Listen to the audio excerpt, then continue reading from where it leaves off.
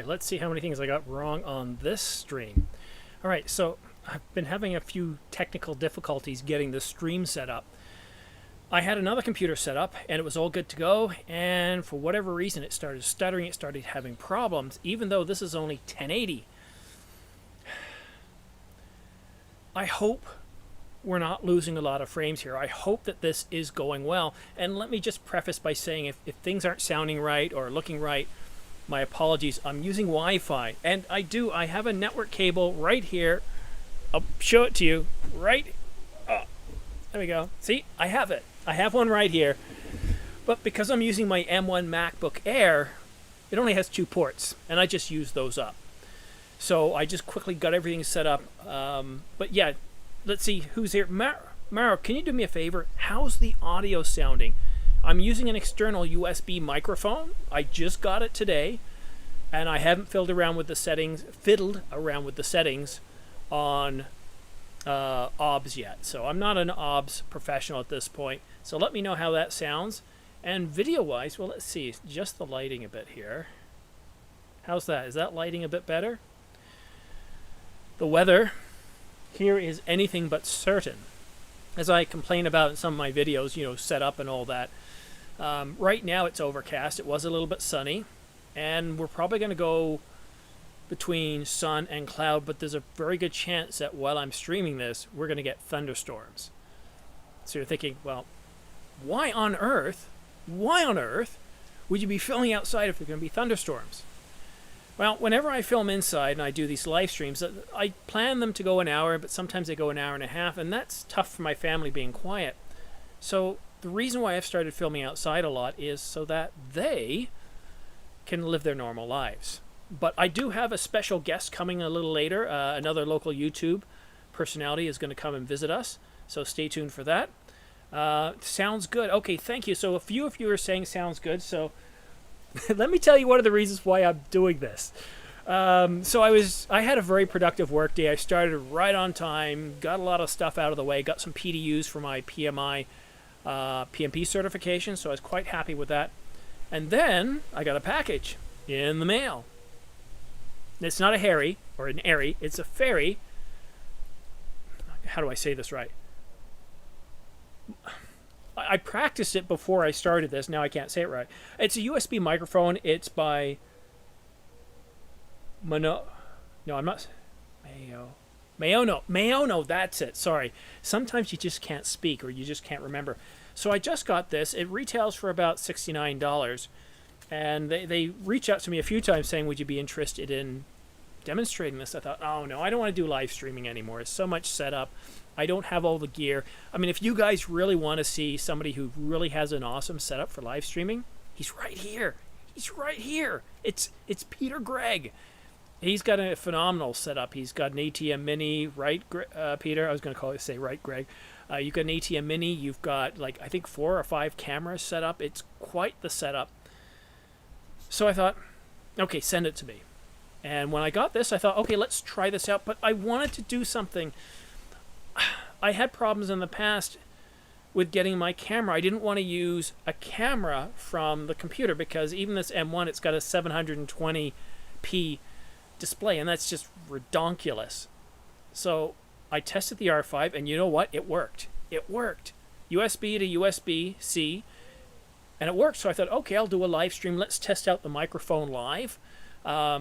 If things aren't sounding as good, well, it could be this guy here and not the microphone, because like I said, there's certain settings that I've got to figure out and all that kind of jazz. So let's see. Sounds up close and solid. Can hear a touch of the background, but where the trees are moving. Yeah, so that's good, and I'm just checking. Now, let's try something out. I'm going to switch microphones. I'm going to turn off, if I'm doing this right, in OBS. You should actually see my lips move and then absolutely hear no sound. And let me know if that happens. And I'm going to switch to the internal mic of the M1 and let's see if we notice a difference. So now I'm on the internal microphone, according to OBS, of the M1. Do you guys notice much of a difference? And you're helping me out. This is feedback that I'm going to be doing, that I'm going to be using in a behind the scenes piece, which is behind the scenes of behind the scenes, which is what this is, because I'm really curious to know. So let me know. I think we've got about a 12-second delay between me talking you hearing me and responding, it's at least 12 seconds. So I'm curious to know. So this is the internal microphone. I do notice we just lost 2 people once I switched over to the internal microphone. Very curious. And let's see. All right. So what I would like to do with this session is just kind of, hey, I'm live. If you want to ask me any questions about life in general, camera gear, filming techniques, content creation, UFOs, aliens, or growing plants. I've got a tomato plant here. And actually, I'm going to get up, I'm going to show it to you. It is, I kid you not, 8 feet tall. 8 feet tall for this tomato plant. And then what I'll do, okay, so you hear a big difference, Mr. Camera Junkie. Which one sounds better? This one here, which is the internal? Or I'm going to switch back to the other microphone here. Quality is lower, but for a laptop, it just, yeah. Well, that's the thing is the M1 Max are actually pretty good. The microphone is pretty good. I mean, we do an awful lot of, not live stream, what do we call it when we're in the office? Well, video streaming, conferencing, right? And the microphone in the M1 is good enough that, the only problem is Apple cheaped out. They should have given us a 1080p camera on it. But so yeah, I'm going to be using this thing.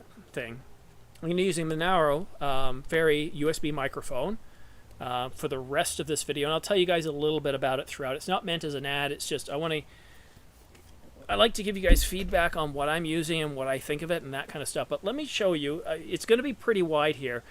Of this tomato plant that I have, it is literally 8 feet tall. So just give me a second.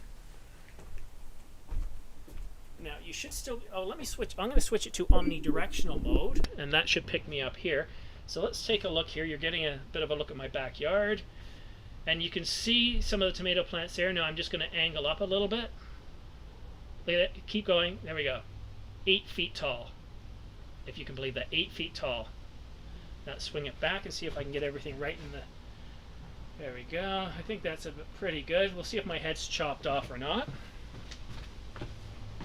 And yes, I do believe in wearing pants to a meeting. Okay, so let's take a look at some of the comments here. I've got a lot of comments. Again, talking about the microphone, Mr. Camera Junkie, and Buddy, it's good to see you. What time is your show tonight? Because you also have a live stream, and then Peter Gregg has his at 10. Let me know what time yours is. I'm going to do my best to catch it.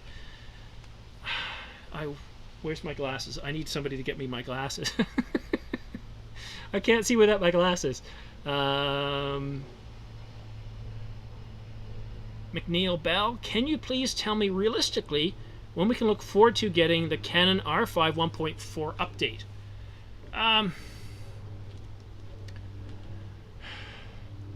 That's a really tough one. As far as the rumors go, there hasn't been anything. Craig at Canon Rumors did say that we were supposed to get it for August the 18th, which is 6th today. We're probably within 2 weeks of getting it. What are you excited about with 1.4? What is it that you're looking for?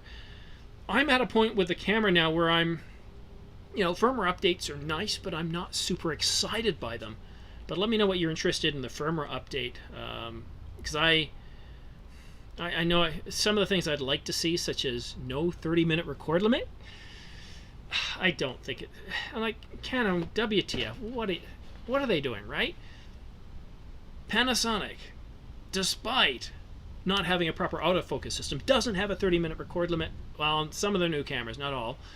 Sony is leading the way here, but Canon, for some reason, they just, some of the comments we've gotten from customer support centers has been, go to our cinema line. Well, I don't think these turkeys who are making these comments understand, and yes, I said turkeys, they don't understand that for us to go into the cinema line, Canadian, we're looking at $7,000 to start, and in the US, I think it's what, 5,000 something or 6,000. It's an awful lot of money for a cinema camera, and a lot of us aren't going to do that. But for a YouTube channel or just having fun, there's no reason why we shouldn't be able to use a regular camera and not have to worry about that 30-minute record limit. And there are ways around it, like a Ninja 5 and whatnot, but I know it's silly, right?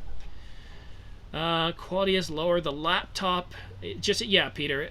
So I'm going to stick with the Fairy USB microphone, and it's actually built quite well. I was quite impressed when I got it. Here it is, right here. The base is solid enough that you don't risk knocking it over. It rotates nicely. You can tighten it, so I can tighten it so it's aimed at me this time. I've already got the gain set. So right here on the front you can see this is the gain, and if I press it, moving, so that was me muted. And here you've got the volume button. On the back, I'm going to switch it back to cardioid instead of omnidirectional, and you've got a headphone jack, and of course it's USB-C. And that's another nice thing too, it's USB-C, because unlike 5 years ago, USB-C was kind of crazy. Now we're getting laptops with USB-C, and it's really kind of nice to see that. So yeah, wonderful. Yeah, you can see a little bit of it in the frame. I'm just going to tilt it a bit more so it's pointed right at me. Sorry, I know it's making some noise. I can see it peeking into the red a little bit. Well, that's a big one. Well, I'm not going to comment any further on that one, Peter, but not the first I've heard that one before. Yeah, that tomato plant, I don't know what... Okay, so here's the thing. I've stopped growing things that I think my wife will like. She'll go to the store, and then she'll cook something for dinner. She says, I really like these tomatoes. I said, okay, grab one out of the fridge, take the seeds out, plant them January, February, and then they're ready to go. So I do my own plants. And this way, I guarantee I deliver produce that my wife likes. A little bit of a secret there. So yeah, 8 feet tall. Like it's, maybe it's 8.5 feet tall now. Just huge. Okay, so let's take a look at some more comments here. And I haven't done a live stream in a while, so I hope I don't feel too stiff. I hope there's my personal nature. What does personal nature mean? I hope I come across in a very personable way. I'm trying to be more of myself with this channel, and part of the ways I'm doing that is I'm not taking it too seriously, and I find that I'm able to relax a bit more and be myself, and hopefully my sense of humor will come out a little bit more. So Steven says the first mic is clearer, but your volume isn't high enough. Okay, so let's adjust the gain a little bit. Let's see. Let me know if that's a bit better. Ooh, that went into the red with the wind just kicking up. So I'm going to back it off a little bit. Steven, let me know if that's a little bit better. External is significantly better. If it's comfortable to use, then definitely use the external. If you are...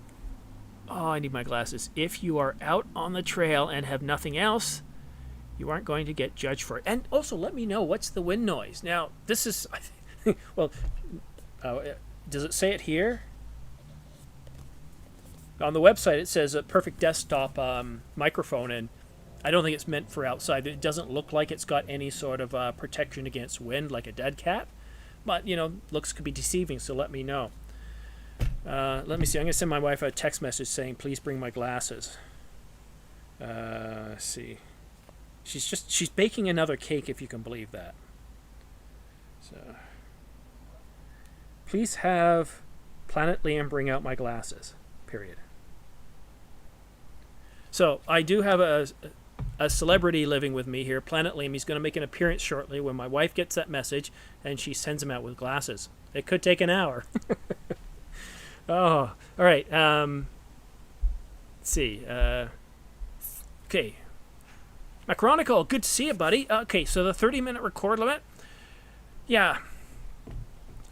So I did a video around December of last year, and I looked at the R5, the R6, and the EOS R, and it was really a review of the R5, but in contrast to those other cameras. And at one point in that video, I talk about in depth for 6 minutes, talking about how that tax is no longer valid. It's no longer there. It came off, I think it was in 2019 or 2020.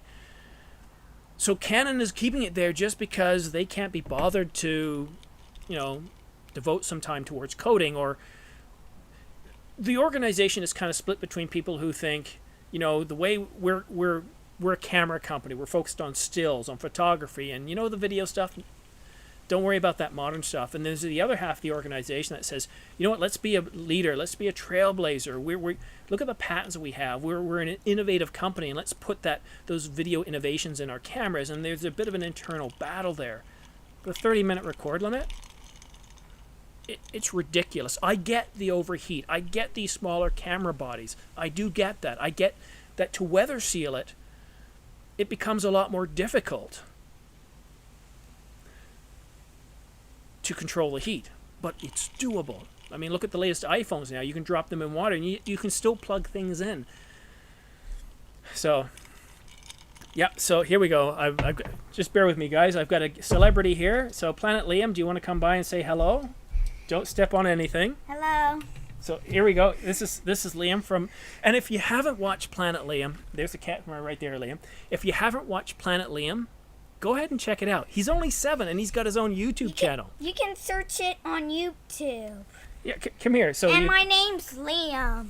I thought it was Dave. No. Is it John? Don't be silly. Don't be silly. Okay. Do you know who's watching? Probably Peter Greg. Peter Greg is watching, yes. Is this a live stream? It is a live stream, and I needed my glasses because I can't read the tiny font there. Oh. Well, and I see you there, Peter Greg. Oh, you got to look up there. That's where you see it. Now tell him about when your next video is, and then you can go inside, and then you can come out a little later, okay? Peter Greg, my video might be next week. Actually, it should be this week on Saturday, probably. All right. All right, well, I'll let you go in. Here, I'll lift you up. All right, so you go inside, and I'll let you know when you can come out again, okay? Okay. I'm surprised it was that quick. So I've got my glasses, which is great, so I can read your comments. I also want to tell you a little bit about my rig. Now, I don't have it here. It's inside. I've been shooting with the RF 50mm f1.2 for what seems like a donkey's age. And we had a little bit of a fight. I decided, look, you know what? I'm done. And I put the 24-105 back on, and I've basically been using the 24-105 all the time. And what I'm trying to do is I'm trying to push this lens and use it in more places where I didn't before. And I was shooting at Dungeon Performance in Bradford. That's where I go for my rehab, and it helps with my back and everything. And my son was on the table, and so I shot some video. And at f4 inside, I was surprised there was quite a bit of noise because I couldn't open it up like I can with the 50mm. But when I'm out shooting a lot of run and gun stuff, we were at a water park by the lake, and I dialed it all the way to f22, and I shot in C-Log. And you know what? I didn't have to work. Nothing was blown out. It was so everything looked really, really good. I was very, very happy with it. So I'm going to stick with the 24-105 for a bit. I want to master it a little bit more. It's a great general purpose lens. f4 throughout the entire focal range. I like that. And also it's weather sealed as well. And of course it's a lot more affordable than the Canon 50mm f1.2. But I do have another lens that, what was it? I'm terrible with names. It's also an f1.2, but it's manual focus. It's a little bit soft towards the edges, and there's some aberration, but still, you know, $360. I did a review on it. I think it was just 2 days ago. And yeah, Mike, that's the name of it. All right, let's take a look at some more comments, see what's going on here.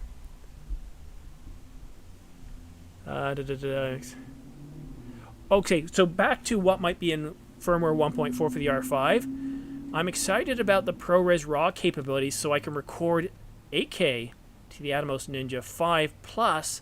That's going to be a huge possibility. Yeah.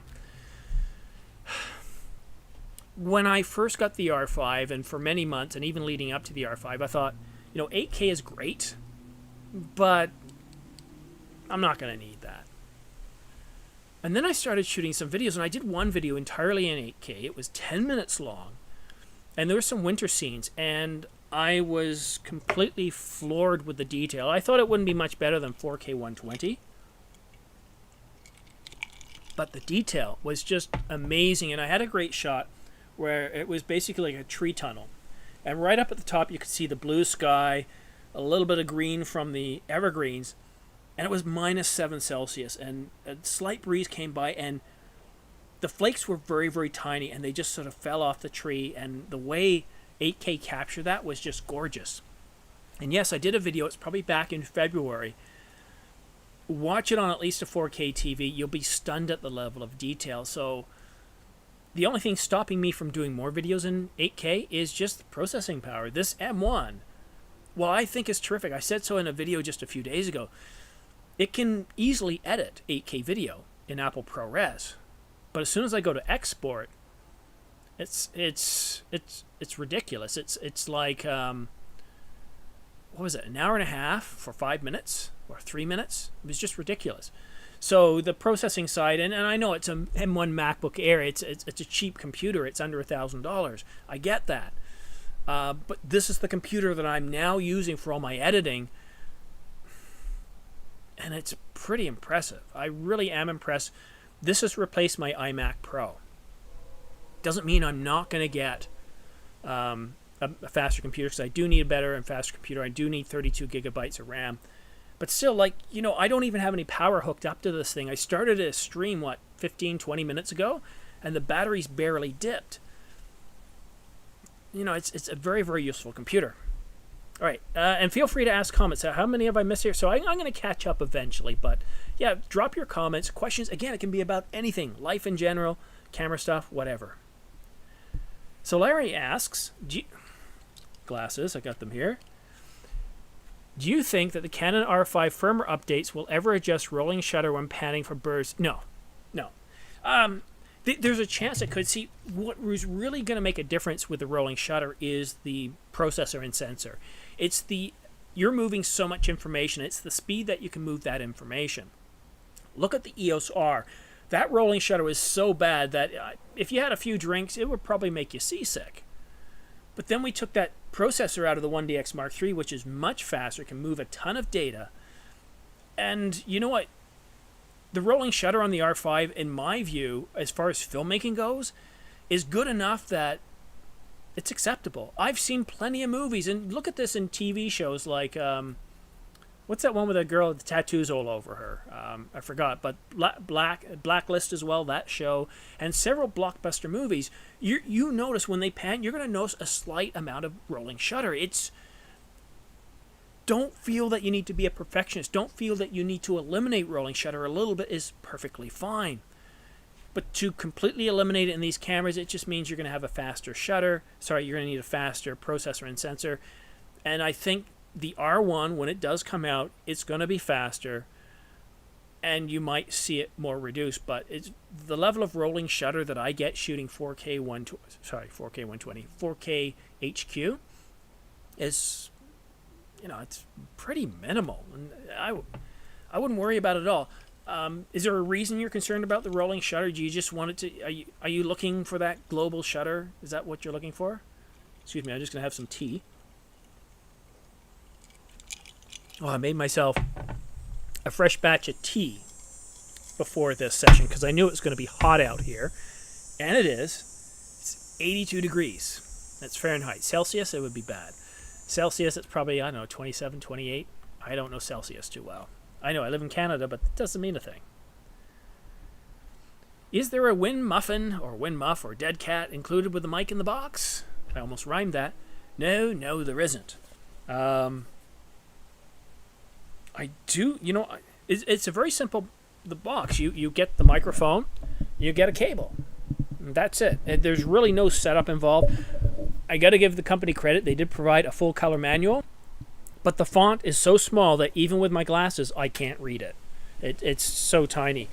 But it's really solid. And what you can do is you can unscrew the base here, and then you can put it on a pole. I was afraid of that happening. I'm just going to leave that on here for now. But it seems very solid, and you guys seem to be liking it. So this is one of those things where I'm pretty happy. So now for future live streaming, I've got a decent microphone that I can just hook into the computer. I don't need to have a fancy rig and setup.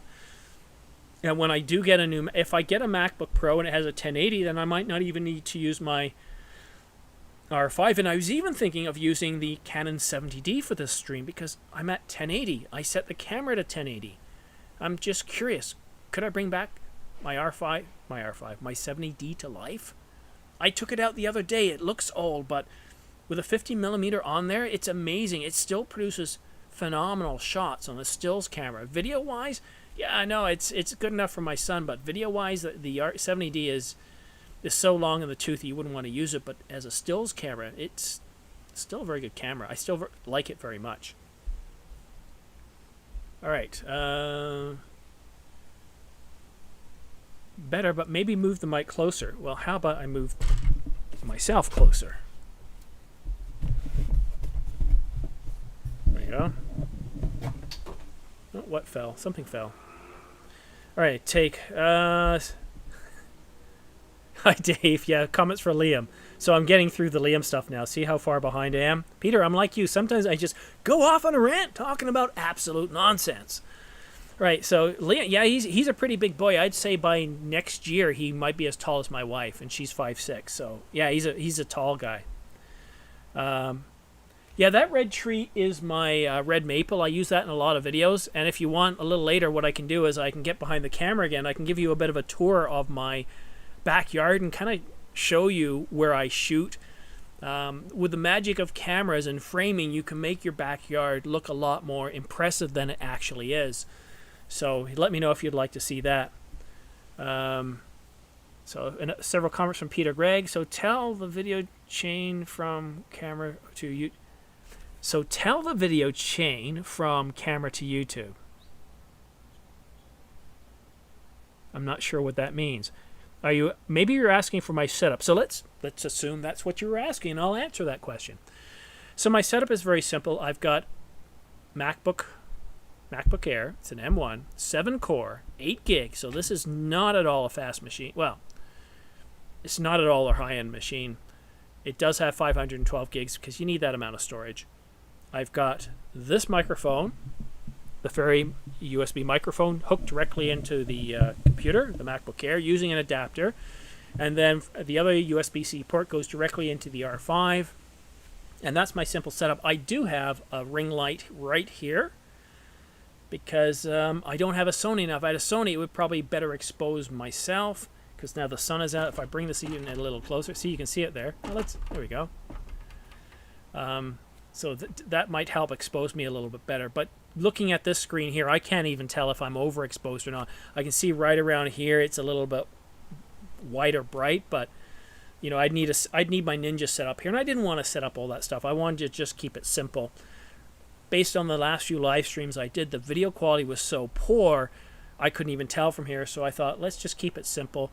My wife's making another beautiful cake. She is really, really impressive with the cakes she makes. They really are to die for, and it's not like she does a chocolate, vanilla, strawberry. She's doing all sorts of different flavors, like a taro cake. She did a lychee cake, a mango cake, very exotic flavors, and just and if any of you have lived in the South Pacific or Southeast Asia, you might be familiar with this fruit called durian.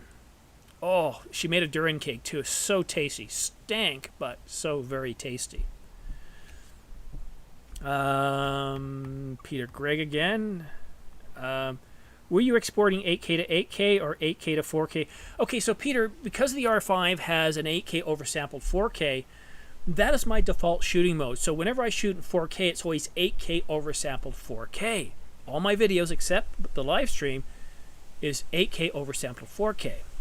But when I was shooting Liam's videos, he basically would only go for a minute, 2 minutes, 5 minutes max. And I thought, well, wouldn't this be a really, really cool thing to have a 7-year-old channel where all his videos were in 8K? I thought so too. Shot it in no time. The camera never overheated. Editing was a breeze. And again, you're using, to be able to use a computer like this to edit 8K video, it was just impressive. Now, I did convert it to ProRes before I brought it into Final Cut, but the export took forever, and I kept it in 8K. And then when I uploaded to YouTube, it would take them sometimes 2 days to process the 8K stream. And again, he's 7, he's not covering news or anything, so no problem waiting 2 days. But yeah, no, it was... most of the times I shot 8K, but sometimes I did do 4K HQ. If it's an 8K video, you will see that 8K logo in the bottom right-hand corner. So going back to that discussion about rolling shutter, Larry says the rolling shutter actually makes the outer part of wings turn up more than they should. Yeah. Okay, yeah. So, yeah, wildlife photography, I can get that.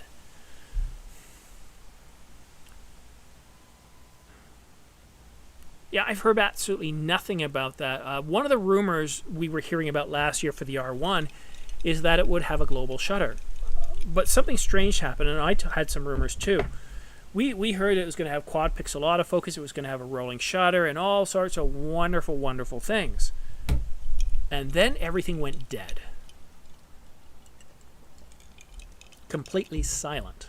There wasn't a single leak. Nothing. Look at the R3. There wasn't a single rumor. Then all of a sudden, 12 hours before they're supposed to announce it, Nakashita says, hey, there's going to be an R3. I emailed Craig at Canon Rumors, and he said, yeah, I don't know anything about this. And boom, it came out the next morning. I hope Canon isn't going the way of Sony and really tightening up the leaks, because that's part of the fun, and that's been a large part of my channel, is covering these leaks, because it's an awful lot of fun. So sadly, oh, I didn't crop it right. Since I showed you the tomato plant, my head's a... Yeah, that's a little better. Oh, well, I'll fix it if I show you the red maple. Yeah, so I get your point. Stephen Blackwood, live streaming via Wi-Fi because your video is stuttering, audio is fine. Audio is dime. Yeah, and I figured it would be stuttering because I had a half an hour between when I finished work to when I had everything set up and everything was ready with my other computer, and then all of a sudden, right when I was getting ready, because I tested it at lunch, I think, or break time, I can't remember, and everything seemed fine. And then once I had it outside, I was set up and ready to go, I was getting like 670 kilobits per second. 670. Now I'm getting about 6,000. So I don't know what had happened. So yes, I get that the video might be stuttering a little bit, but you know, the next time I do this, I'm going to try to solve that problem. That's one of the reasons why I had a network cable. It's a 30-foot network cable coming out through a basement window to here, so I could eliminate that problem. But the problem with the M1 is I'm just out of port, so I need to get some sort of a USB-C hub, one that's fast enough that I can bring in the Ethernet cable without slowing things down. So probably an Amazon purchase to get me one of those. And yes, I thought I do have something in the house. It's probably USB 2, and I just didn't want to muck around with it. It was cheap. So some of the problem, you know, it's never perfect, and this was never meant to be. I'm not a professional YouTube streamer. This is kind of something I do for fun. It took me getting, you know, this microphone in the mail for me to decide this is something I wanted to do today. And my wife is cooking, so Liam's doing his own thing. Why not do this and hang out with you guys? Rumor has it, welcome from Scotland. Rumor has it, I just watched the Grand Tour special where they were tramping through Scotland. I hope they didn't make a mess of things too much there, but some beautiful landscapes in Scotland there. And if you guys haven't watched the Grand Tour Scotland episode, check it out. It's on Amazon Prime, and no, I'm not advertising that, but that's how you get it. The other ways of getting it are illegal, but it's on Amazon Prime, and it's a good 90 minutes. Great scenery. Sound is fine, but video has a big lag. Yeah, sorry about that. Are you growing a beard now? No, I'm getting lazy, and I need to buy razors, so if I go a few days without shaving and then use a razor, and my wife's saying she likes it, so I personally don't like it. It's a little itchy, but, you know, there we go. All right, so we're all caught up on comments. I'm going to change the level of this, the words speak me not. I'm going to change the camera angle so it's down a bit more, and I'll show you a quick view of I'll show you the backyard. So I've got the microphone set on the directional. So now I'm behind the camera. Let's turn on the LCD. So you can see there's the red maple right there. I'll zoom in a little bit. Doesn't look very red from that view. And it's really a large tree. And then I've got behind, there's that maple. And then I don't know what this tree is here. I got two of these in my backyard. And of course, right back here is where I've been filming a lot of my videos lately. I usually bring it in like that. So Yeah, that's a quick look at my backyard. It's not very impressive, but it's kind of, I kind of like it, you know? Alright, so let's try right about there. Lock it in. Come back and sit down. Now the top of my head is cut off. Change it again. So let's just cheat and zoom out a little bit.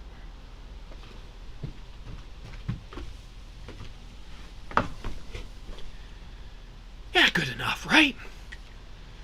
I'm not professional. I'm just having fun. Well, hello, Miami. How are you guys doing down there? Probably very, very hot. It's like still 82 degrees here. Not too humid, so it's not too bad. Right around Labor Day, usually Labor Day weekend is when the climate here changes significantly, and it starts to get cold. September usually, now with global weirding, I like to call it, with global weirding, Septembers can be hot, they can be cold. It's just really hard to say. But usually when October hit, that's when we start to see snow. Nothing usually sticks in October. Usually takes December before things start to stick, but we've had snow as early as October, and sometimes that's October the 7th. So, yeah, that's never.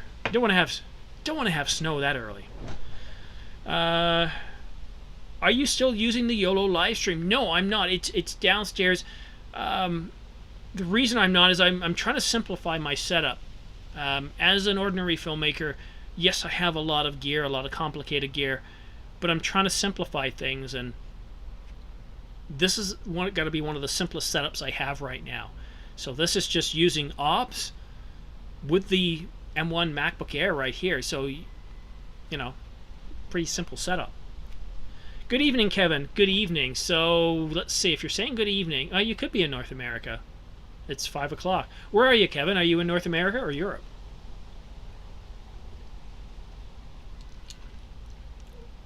Let's see, how long have I been doing this for now? Looking at the information here. We got 20 concurrent viewers. 23 now, look at that. Started at 4:30-ish, it's now 5. I've only been doing it half an hour.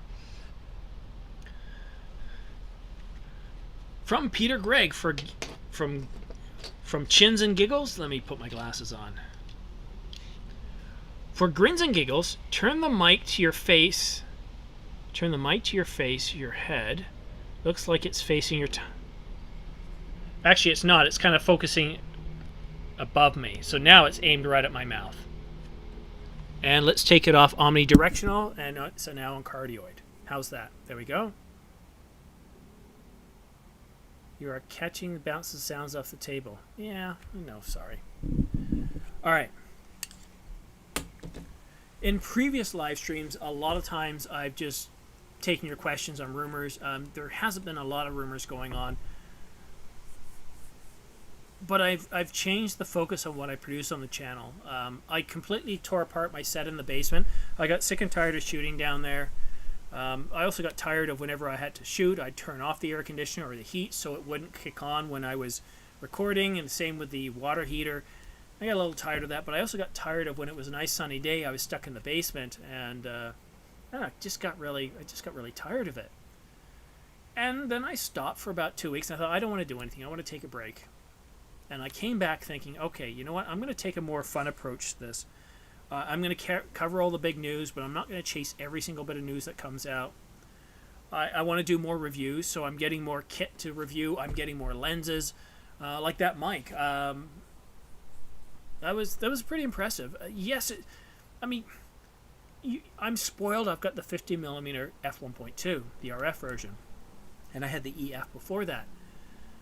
Beautiful lens, really is. And you know, if it wasn't $22.99, I'd say go out and get one. So if you can't afford that, then you look at this lens for $360. Let me move in a little closer so I'm closer to the mic. You're looking at $360. Sure, it's a little softer,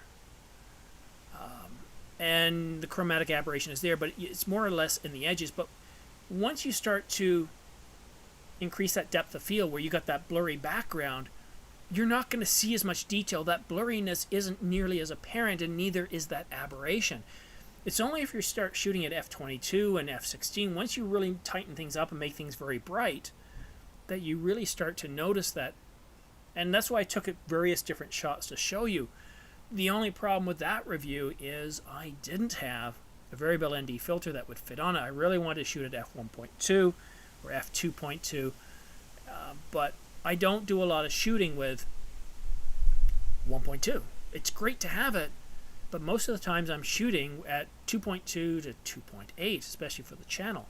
But yeah, Canon's 50mm nice. You've also got the Canon 50mm f/1.8, and that does have autofocus. Now, the mic didn't have autofocus, but I felt a bit more like a filmmaker because,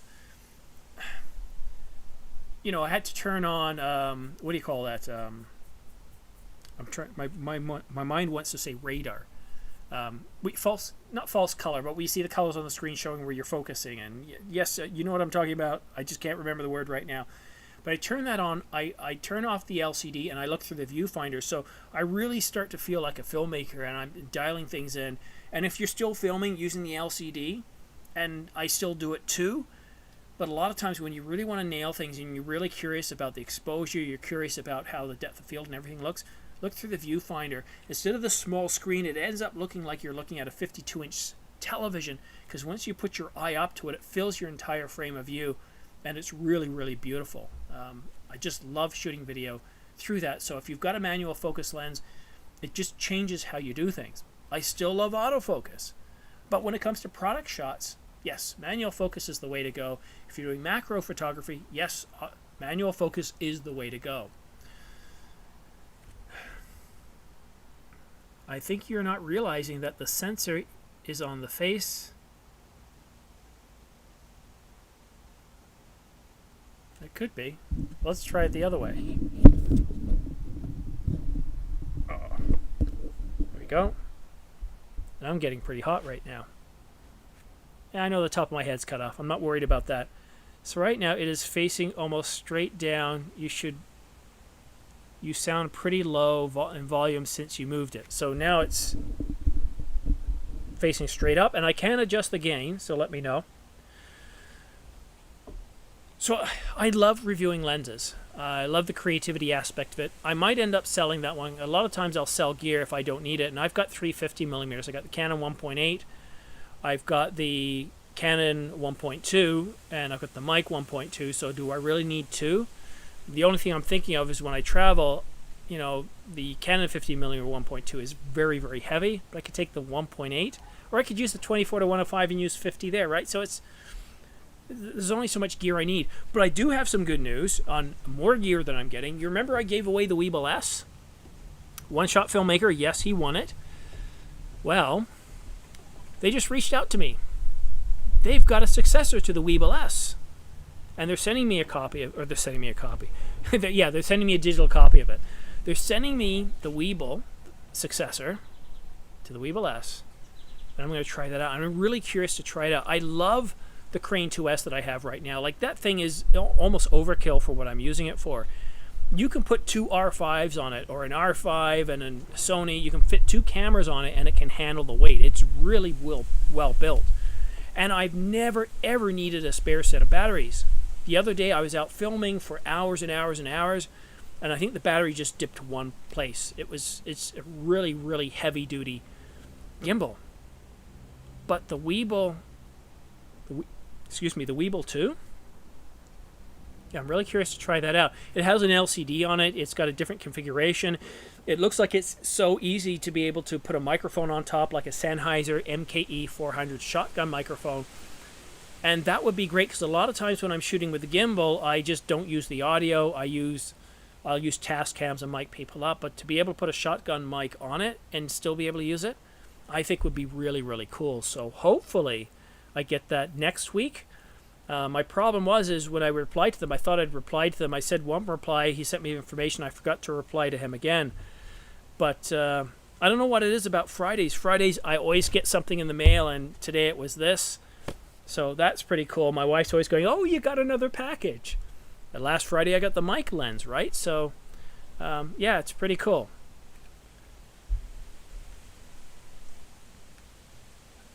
Okay, better. The sensor on the mic is aiming at your chest, but...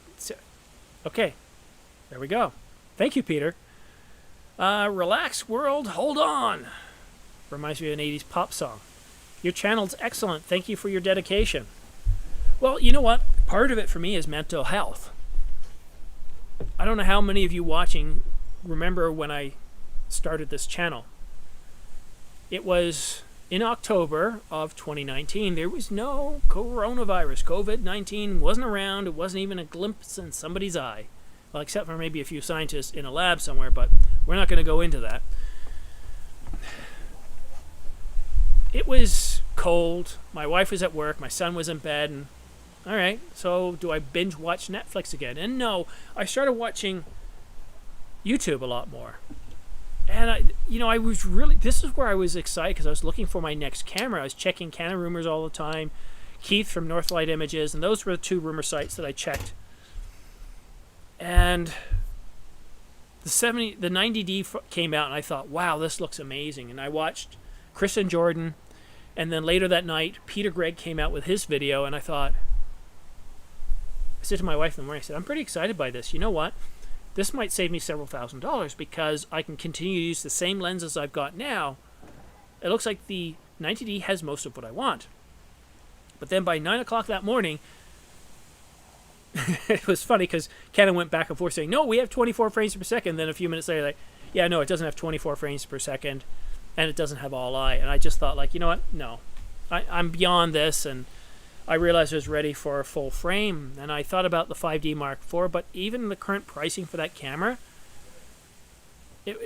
it's a good camera for stills, but for video at the time, I just thought, no, this thing is too old in the teeth. I'm not dealing with motion JPEG. It's just ridiculous. It wasn't that great when it came out in 2016, 2015 with its video specs, and in 2019 it was very old in the tooth. So I kind of waited, and then right around the end of January we get rumors of an R5 because I was just waiting for the Sony A7S III at that point. When the 90D came out, I just said, you know, it's Sony A7S III, but nothing was happening with the Sony. Where was it? 5 years. And then finally, Canon started leaking stuff about the R5, and I thought, wow, this thing is pretty impressive. I'm pretty excited by this thing. The R5. 4K 120. Well, I really wanted 4K 120. I would have been happy with 4K 60, but to get 4K 120 detailed, that was something nice. But to be able to have 4K uncropped, remember, basically anything Canon did, you were looking at 1.6, 1.7 times crop. Uncropped. Plus you had 8K oversample 4K, and it did 8K video. I was like, wow. Wow. And it has IBIS. And it has eye autofocus. So I thought about it, because it was still a lot of money for me, and I think when I started covering this, I wasn't making money on the channel yet. No, it was. I think it was the middle of January I started making money. But it was only like $100 or $200. But by the time I got to May, I was making $800 and then $1,200. And I thought, you know what? And I talked to you. I said, should I get it? And you know what? I did. And I think it's a great stills camera. It does pretty good with video. When I'm behind the camera, I get great results with it. But when I'm in front of it, I find it's missing some of those core capabilities that make it a really good vlogging camera. And that's where I think Sony really kicks in. And the A7S III is a terrific vlogging camera. The A7C, the ZV-1, I think, are great vlogging cameras. They really do a good job. Oh, thank you so much, girls, for your super chat. Appreciate that. I love your animation too, mic drop. That's awesome. I hope everyone can see that. So I really do appreciate the super chat. And Peter Gregg, thank you very much for the super chat. Much appreciated. Thank you. And okay, I got to tell you guys another story too. How many of you remember who've been around since my early videos? I know Peter has. Here's the funny thing. So I'm going to go back to my story about when I was going to get a camera. And after Peter Gregg's video came out, Chris and Jordan's video came out, and all the rest, I just thought, I'm wasting my time here. What am I doing just sitting on a couch watching TV? I'm watching other people do things. And I couldn't think of any other things I want to do with my time. I did some ESL online, and that wasn't making a whole lot of money. They changed the business model, and it wasn't a lot of fun. So I thought, you know what? why not do a YouTube channel myself? I mean, how hard could it be? I've been making videos for a long time, been behind a camera. How hard could it be? Well, you know, I used jump cuts like they were going out of style. Now, I also made the mistake of leaving it on auto white balance. Now, here I have left it on because of what's going on here. But I was inside, I left it on auto white balance. I made some other mistakes too. And I thought, this is terrible. And I produced a couple more videos, and I thought, you know what, I need some help. And when I was watching one of Peter Gregg's videos, right down on the bottom there, it said, hey, you know what, you want to talk to me? $50. I thought, yeah, let's try that out. And I called Peter. We ended up talking for an hour and a half. And he gave me a lot of really good advice, which I started changing. I bought a Tascam DR10L microphone, a lavalier mic, and I got to swear by it. If you're starting out, if you're new, and even if you're doing some corporate stuff, professional stuff, you know what? It's a good microphone. It does pretty good results, and it's not going to break the bank. They're around $200. So the Tascam really, really helped my audio. I moved everything into the basement where I had better insulation, better sound. I set up lighting. Peter helped me with the lighting and a whole bunch of other stuff. And the channel started to grow in leaps and bounds. Like I went from, you know, just around 1,000 subs to 12,000 subs by the time the R5 came out. And the channel just went, and then all of a sudden, since like February, it's been kind of stuck at, you know, 22.5. And I think the reason for that is that there's been very little news. So that's why I'm starting to branch out more into review videos. But yeah, and in long story short, doing a YouTube channel isn't hard work. It's a lot of hours. And there's a sharp learning curve. I was behind a camera for years, and then once I was in front of the camera, it's a completely different ball game. When I'm behind the camera, you're constantly monitoring things. You're constantly checking sound. You're constantly checking the video, the exposure, and you make changes. You just know, okay, this is a bad angle. The exposure's not good. The white balance is not good. I'm just going to change my angle, better lighting, and now I'm going to adjust the f-stop. But you just think intuitively and start to move, and you can't do that behind the scenes. The brothers, man, what is your computer specs? Yes, you're seeing some frame drops. It's not the computer. The problem is I'm on Wi-Fi, and I'm actually far from my computer. I'm outside, so it's going through the wall, and that's the reason. Let me just see what kind of... I'm on the 5G. I probably should switch over to 2.4Gs, but I'll probably lose you guys. So yeah, it's not the computer. The computer can handle this no problem. But I'm out of ports, and this wasn't something that was scheduled. Next time around, we won't have nearly as many skipped frames. How bad is it though? Let me know. Is there any possibility Sony to release A7 IV this year? Yeah, it's possible. Basically, other than the A1 in January, there's been absolutely nothing being released. We're supposed to get the Panasonic GH6 in September, next month. I would say September, October is when we can start to see things happen. NAB 2021 is coming. I think we're going to get a lot of announcements there from Canon. We're going to get a lot of cinema camera announcements. But, you know, it's really tough in this day and age to know what's happening. It's not so much COVID. COVID did cause things because it created a shock to the just-in-time inventory system and broke it worldwide. And the one place where it's still broken is with semiconductors, and that continues to get worse, not better. So sadly, I don't know. I think it's possible, but there's Sony, when they do leak stuff, or when there are leaks to Sony, they're not very accurate. So I know, fingers crossed, we had to wait 5 years for the A7S III, right? So it's possible September, October, but I wouldn't be surprised if we have to wait till May of next year again. Oh, the computer I edit on. Why don't you use a filter? Are you talking about the mic or on the camera? Which type of filter? Could be different, multiple. I use different filters. The computer I edit on right now is a MacBook Air. It's the M1, 8 gigs of RAM, 7 core. So it's not. It's the lowest. It's the lowest end MacBook Air you can buy right now. I just bumped up the storage to 512 gigs. And you know what? If you're going to be editing video for family use, or you're going to be doing YouTube, and you're not going to be doing more than, a video a week or something like that, you can definitely use a MacBook Air. You don't even need the MacBook Pro 13-inch. Although, if you're going to be doing a lot of 4K video editing and it's primarily a video editing machine, go ahead and treat yourself to 16 gigs. Now again, I have no problems editing 80-minute films that I produce that are in 4K. It is ProRes. Especially on my larger projects, I only edit in 4K ProRes, Apple ProRes 422. But no problems whatsoever. The only time I have problems is in these two scenarios. If I'm using plugins from Motion VX or companies like that, Pixel Factory, I always have problems with them.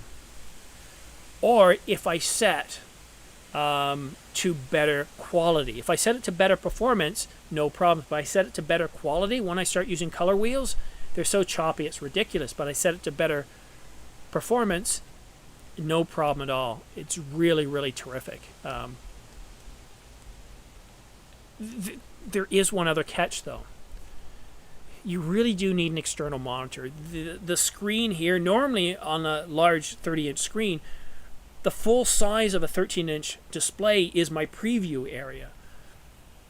The screen is not big enough. What I've done many times, I've actually exported a video, looked at it on my 52-inch TV, then made some tweaks because there's certain things I just don't see. The detail isn't there, even when I go full screen. So an external monitor is definitely something. Now, what I'm personally waiting for is I'm waiting to see the refresh of the 27-inch iMac. I don't know what kind of specs they're going to have. I imagine that the entry-level one with 32 gigs is going to blow the old iMac Pro out of the water. So that might be what I need. I thought of the MacBook Pro 16, but again, I don't think for 4K, I don't think the screen's going to be big enough. So I'm waiting to see what Apple does with those two machines, and I'll end up getting one of them. Peter Gregg, Canon, have any secret cameras in the works for this year or next, or Q1 or next year? Oh. Let me tell you, my friend.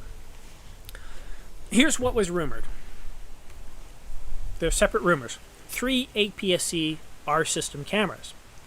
Something like a Rebel. Something to replace the 90D. No, I know there's the M6 Mark II. But again, we're talking R system. So something that will... Because really, you've got the Rebel series, then you've got the Canon 90D, and then you've got something like the 7D. So if you think of those three cameras, that's what Canon's planned. And one of them is supposed to be coming out this fall. And I don't know how accurate this rumor is. And even if it is accurate, again, with the semiconductor shortage, they could get pushed into next year. So definitely at least one of the APS-C R system cameras, with 3 of them planned over the next 12 months. There's also supposed to be a successor to 2 cameras. Sorry, I got the hiccups here. The EOS RP and the EOS R were one-off cameras. There was never meant to be a direct successor to them. It was just Canon's way of saying, hey, we're in mirrorless. Here's a camera. You want to buy it? And the EOS R was just a mirrorless version of the 5D Mark IV. Sensor and everything. The EOS RP, though, was it was one of the most affordable entry-level full-frame mirrorless cameras. Video specs weren't that great, but stills, if you're a photographer, you know, it's a great way to get started. So we're supposed to get a successor, or we're supposed to get a new entry-level version of the RP, and it's supposed to start at $799. It's supposed to start at $799. You can probably imagine that it's not going to have a viewfinder, but it's going to start at $79. You can imagine when it goes on sale, right? So $799 is its start price. And then there's supposed to be a camera that sits somewhere between the RP and the R6. And that, to me, is the biggest gap right now. I think the R5 and the R6 have incredible video specs. Actually, no. I think the R5 has incredible video specs. But the R5 is so expensive. Here's the thing. If I was looking at something affordable from Canon for video, there'd basically be the 90D or the Rebel T8i, but if I wanted something better, if I wanted uncropped and I wanted full frame, you're basically looking at the R5. There is nothing. There's a huge gap with Canon, and I think companies like Sony have better offerings in those capabilities. So this is a very important camera for Canon. It's going to be priced between the R don't know, what are they going to call it? We'll call it the entry-level camera, the RP Mark II. That's what I'm going to call it.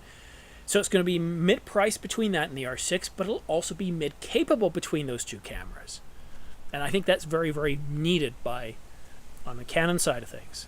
A whole bunch of super telephoto and telephoto lenses were also supposed to be coming out. 24mm in various different optical formulas. I can't remember if the 10 to 18 has come out. There's supposed to be a 10 to 18 as well.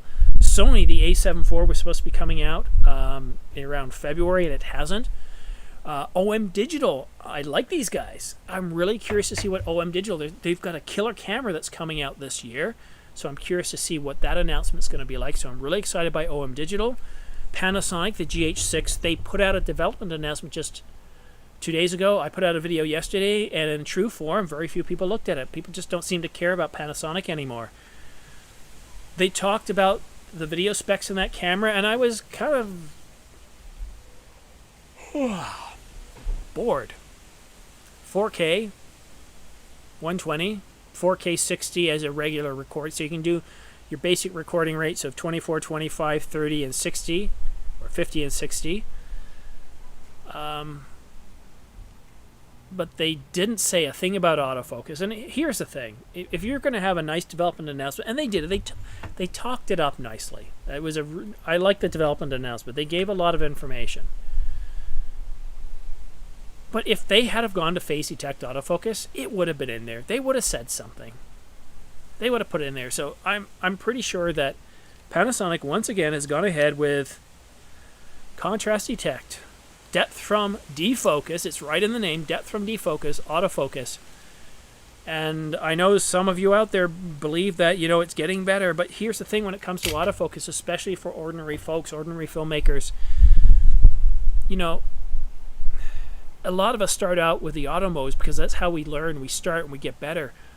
And if you're starting off and it doesn't have you don't have a trustworthy, reliable autofocus system, it's frustrating. It really is. And to start off being manual, that Sony does it, Canon does it, they do it very, very well. Nikon has a good autofocus system. And even if I was just a photographer and I was looking at buying a camera, I'd say, okay, well, what? I'm not doing video right now. I might do a little bit. But I'd also look into the video capabilities. And if I found out, their autofocus wasn't very good, then I'd say, okay, well, I'd score it accordingly. I'd create my heat map. But if Nikon, Sony, and Canon both have really good autofocus, and they have really good stills, and they have really good video, well, then you know what? Let's just not get the Panasonic because there's a lot of good stuff.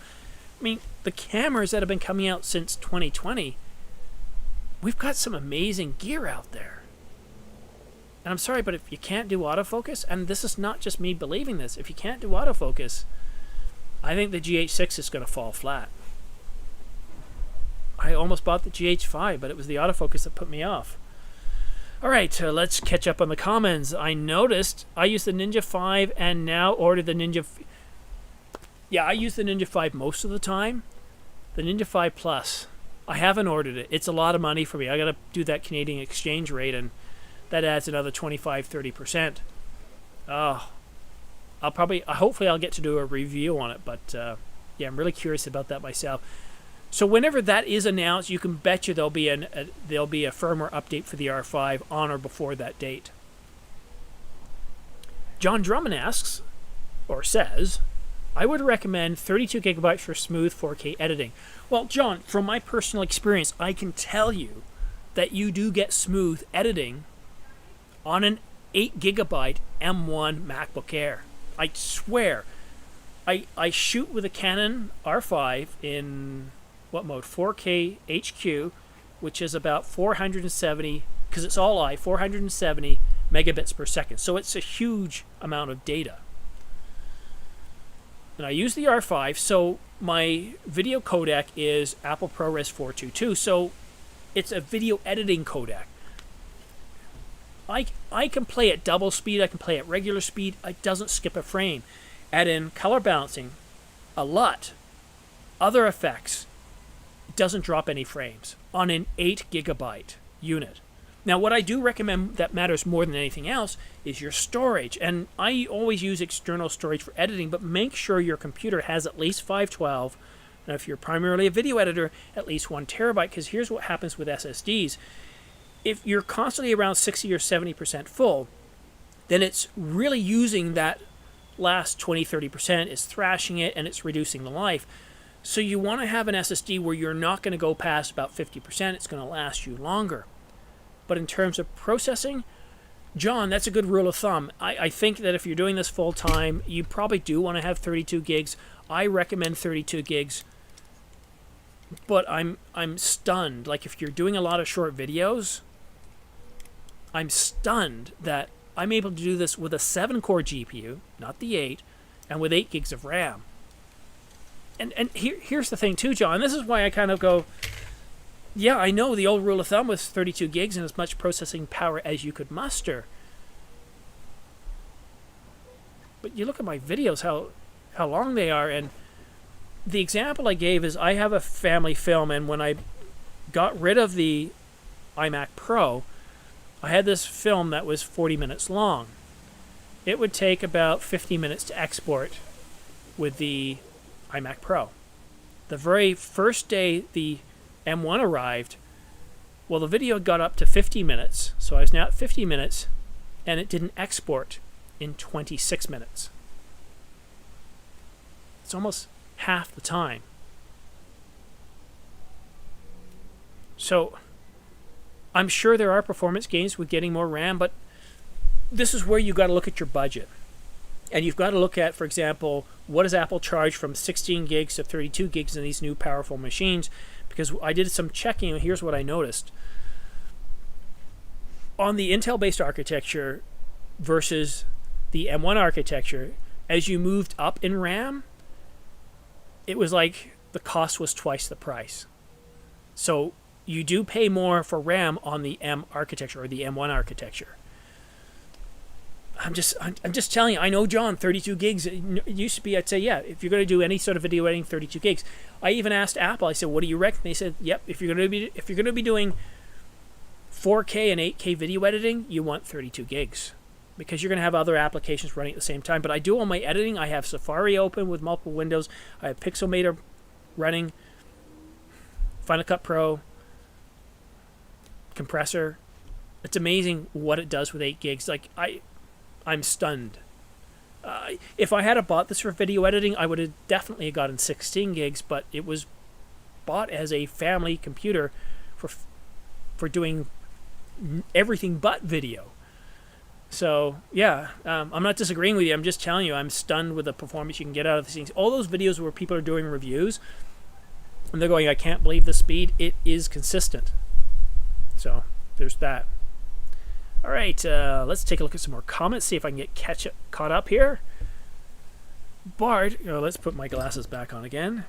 Greetings from Norway. I have subscribed since early 2020. Thank you. When everybody waited for the R5. Yeah, that wasn't a fun time. River says Lightroom doesn't import CR3 after the latest firmware update of the R5. Any info about that?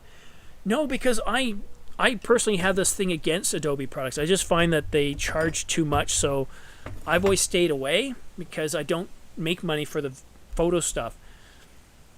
And I know it's a great application. I really should get it because using Pixelmator and some of the other apps that I use, they're just not designed as video editing apps. So I would reach out to Adobe. They can take a long time to fix things. I remember that video editing on Premiere for years was slow. They finally performance tuned it. I think it was last year. But I don't know, some things like fixing things, they just don't seem to be really eager to fix it. So I'd reach out to them directly. The brothers, man, your affiliate link. I did use the iMac Pro, so it really is a great machine, but when I heard about the M architecture, I thought, I got to sell this thing because I know what's going to happen. And I was lucky. I got $3,000 US for it, $3,900 Canadian. And so that money's sitting, waiting for me to get the new M architecture. But yeah, and also, guys, if you do buy anything from Amazon.com or .uk, or if you buy from B&H, please use my affiliate links. The prices don't go up by using these, and I get 2% back, which goes towards buying stuff for the channel, like a new Mac. Next questions. Got to stop saying here.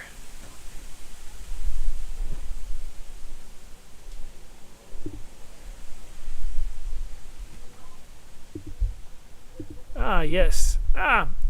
Sorry. How do I make people moderators? Let's see if I can do that. Add moderate. Oh, that's good. All right. Well, Peter just sent me a message because I was thinking about this before I did this, and he just said, if you would like some moderators, we're happy to help. So I just added both of you guys as moderators because I'm so slow. If somebody said something really... One of the things about my channel, too, is I don't want anything to be... I like small talk conversations. I don't want to touch on politics. I don't want to talk on religion.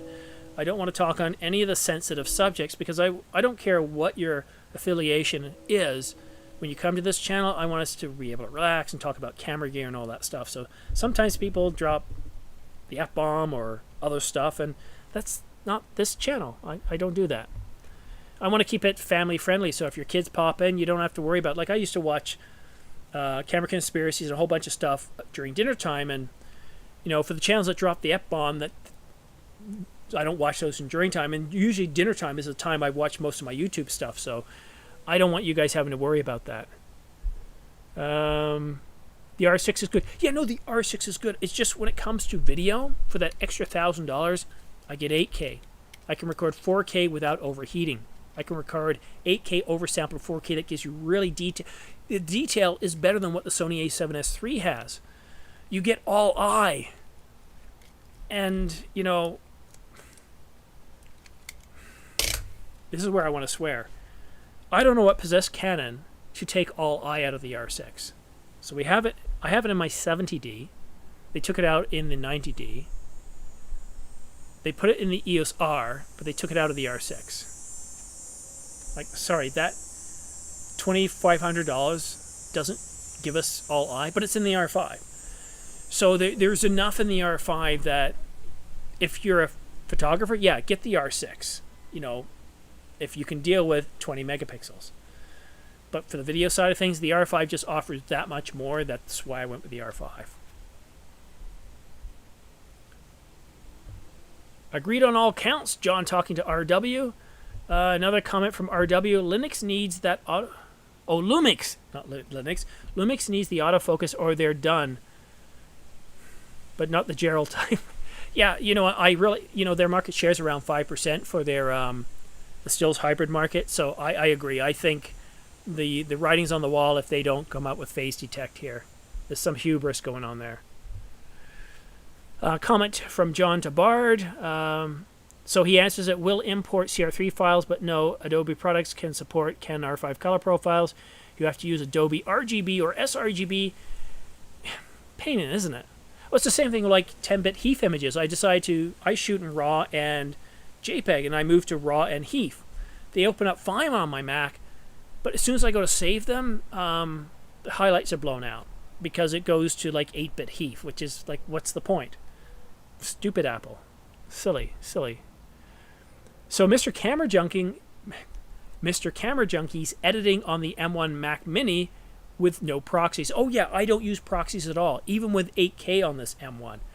Now, please tell us how much, what are your configuration of your Mac Mini, how many cores you have GPU, how much is your RAM, and what's your storage, and what do you use for external storage.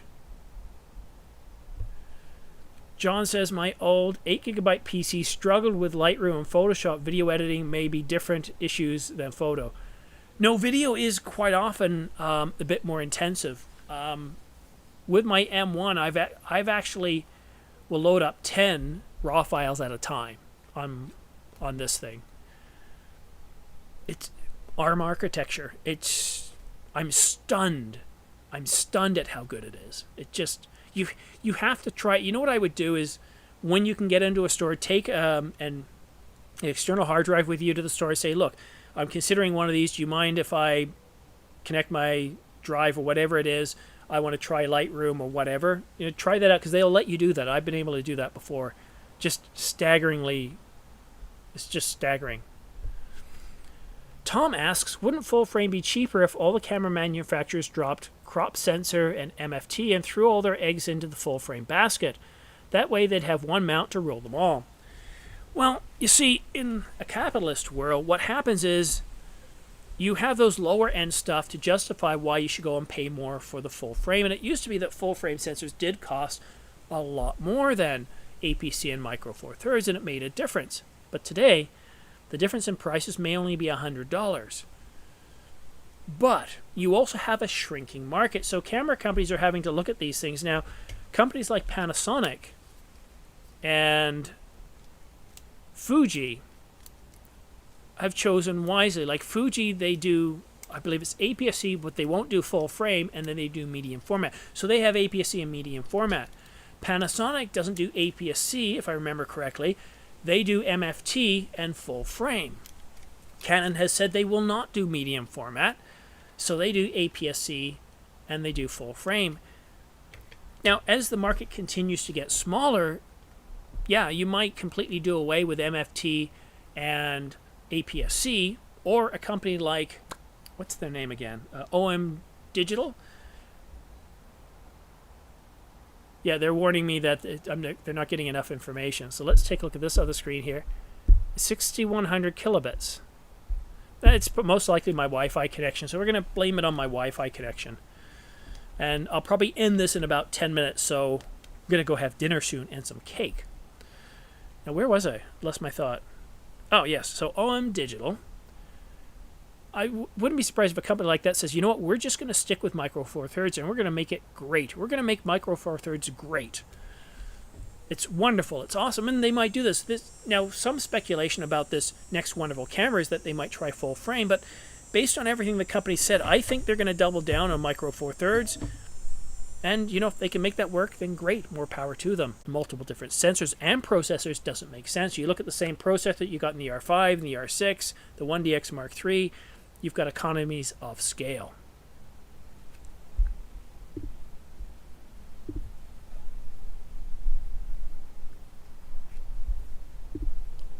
All right, so it looks like we're definitely having a problem with bandwidth now. Not surprising, it's around the dinner time hour, and there's so much interference from Wi-Fi. I do apologize, guys. I'm going to go ahead and clock out here because if I can't produce a decent stream, there's no sense in doing this. But this taught me a very valuable lesson. One, the microphone, the Fairy microphone USB from Maono. It does a terrific job, but you know, I need more ports for this M1 so I can connect directly instead of using Wi-Fi. And I knew Wi-Fi was likely to be a problem. So I want to finish off with, or make your, I'm dropping frames like there's no tomorrow. It's pretty bad. So you have a base model too. Well, that's awesome, Mr. Camera Junkie. Yeah, I know video frames are dropping. It's probably to do with network congestion, Wi-Fi and all that. So I'm going to go ahead and end things right here, guys. Thank you so much for joining. I do appreciate the super chats as well.